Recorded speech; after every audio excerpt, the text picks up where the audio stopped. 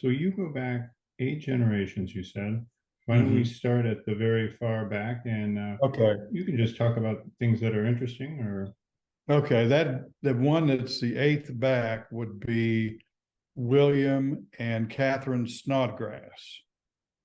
And he was born about 1752 or some thereabouts.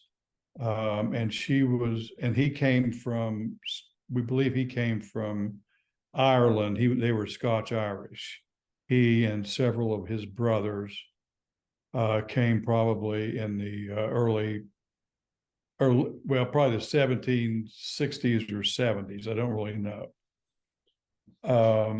Somehow they ended up on the Monongahela River in Pennsylvania.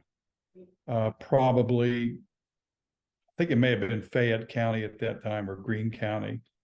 Um, and then he married Catherine Yost. That was his wife's name. I'm not really sure of her date of birth, but I believe she was born in the United States, and she's probably about the same age as he. And she well, the most likely information seems to be that she came from Lancaster, Pennsylvania, and her father was Caspar Yost, who emigrated from Western Europe. Um, and anyway, over time, they moved up the Monongahela River and settled in what is now Marion County, West Virginia.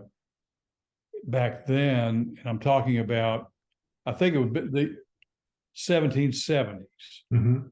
Um, and it's now, or it was then known as Monongalia County, Virginia. So, and at that time, of course, it wasn't really safe. Here's what I think happened.